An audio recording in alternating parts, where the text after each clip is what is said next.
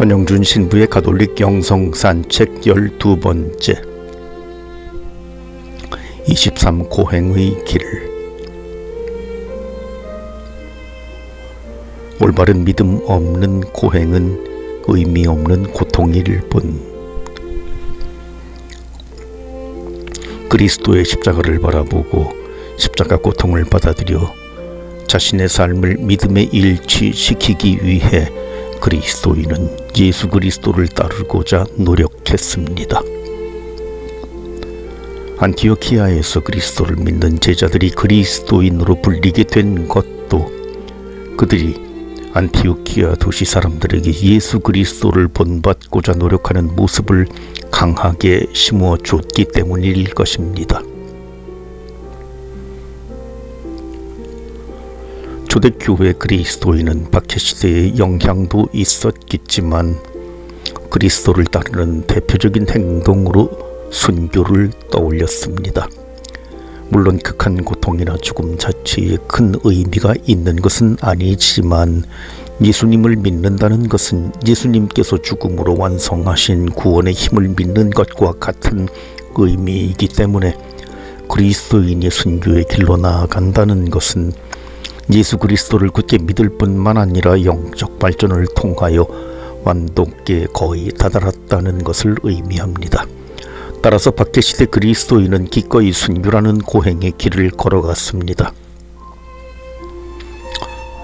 종교자유 시대가 오자 그리스도인은 또 다른 고행의 길로서 절제의 삶을 선택하게 됐습니다. 특히 일상생활과 결혼생활 그리고 각종 가족 안에서의 삶에서 절제의 삶을 실천하고자 하는 경향이 나타났습니다. 인간 육신 자체가 악은 아니지만 인간 육신 때문에 죄에 기울 수 있다고 생각한 나머지 인간이 살아가는 통상적인 모든 삶 안에서 절제를 실천하고자 했습니다. 결국 이러한 경향이 교회 안에서 수도 생활을 실현할 수 있게 했습니다. 게다가 절제의 삶은 수도 생활 안에서 그리스도인의 자유로 승화돼 복음 삼덕의 길을 제시했습니다. 즉 세상으로부터 자유로워지는 가난, 육체로부터 자유로워지는 정결, 그리고 자신의 의지 및 이기주의로부터 자유로워지는 순명의 길을 걸으며 수덕 생활을 실천했습니다. 중세 초기 수도자들은 극한의 육체적 고행과 금욕의 삶을 더욱 극단적으로 추구하게 됐습니다. 동방교회에서 실천하던 수도 생활이 서방교회에 세밀하게 알려지기 시작하면서 온난한 이집트 사막 기후에 적합한 삶의 방식을 그대로 유럽에 옮겨 놓는 것만으로도 충분히 고행의 길을 걷는 삶이 됐습니다. 또한 초기 형태인 혼자 있는 은수자의 삶을 추구하는 것도 고행의 길로 여겼습니다.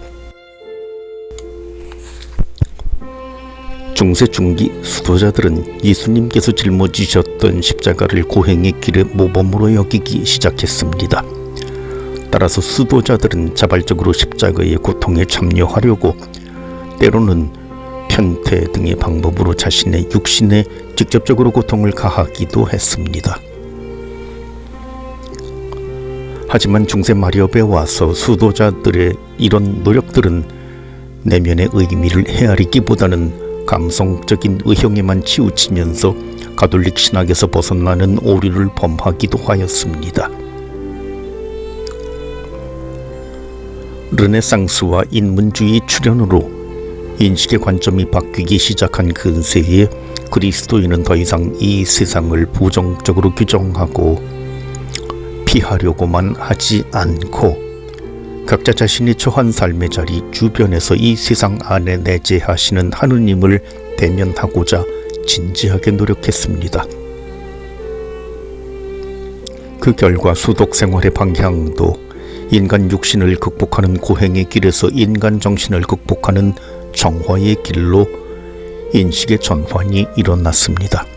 즉 이기적인 자아를 극복하고 예수님을 따르기 위해서는 육신의 고통을 가한다고 해결될 것이 아니라 정신을 차리고 이기적인 자아를 끊으려고 노력해야만 그리스도를 본받을 수 있다는 것입니다. 현대에는 영웅주의적 수독 생활이 출현하기도 하였습니다. 예수님께서 인간의 죄를 대신하여 십자가 위에서 속죄 위에 희생 제사를 봉헌하셨다는 데에서 착안하여 자신이 걷는 고행의 길은 죄인을 위한 대속적인 수독 생활이라고 생각하는 이들이 나타났습니다. 하지만 대속적인 수독 생활은 하느님의 구원 은총의 능력과 역할을 축소시키거나 무의미하게 만드는 오류를 범하게 됐습니다. 결국 인간에 대한 하느님의 사랑에 감사하면서 이타적인 삶을 살기 위한 고행의 길이어야 의미가 있습니다. 예수님에 대한 올바른 믿음이 없이는 십자가의 고통을 겪는다 해도 아무런 의미가 없습니다. 고행의 의미를 잘 알고 실천해야 완덕에 나아갈 수 있습니다.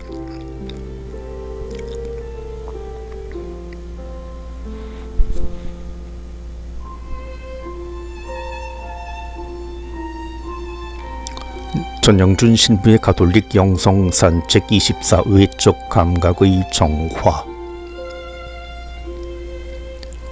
오감 만족만 탐하면서 성덕의 길에서 멀어진다. 하느님께서는 이미 성화 은총으로 우리를 거룩하게 하시어 우리가 하느님의 거룩함에 더욱 다가갈 수 있도록 이끌고 계십니다.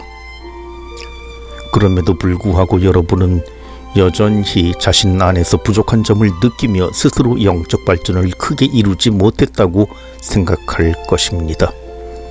그러나 영적 여정은 영성 생활을 실천하는 데 있어서 먼저 악습부터 완전히 끊어버리고 난 다음에 성덕을 완성하는 식으로 전개되지 않습니다. 오히려 악습이 자신의 영적 발전을 여전히 방해한다고 느낀다는 것은 이미 하느님 은총이 자신 안에서 작용해 성덕이 성장하기 시작했다는 것을 의미합니다. 다만 언젠가는 그 악습을 자신 안에서 완전하게 제거해야 하기 때문에 성덕을 완성하고자 하는 노력도 동시에 이루어져야 합니다. 우리는 자신 안에 있는 악습을 제거하기 위해 고행의 길을 걷습니다. 하지만 고행의 길은 단순히 육신의 고통만 가져다주는 길이 돼서는 안 됩니다.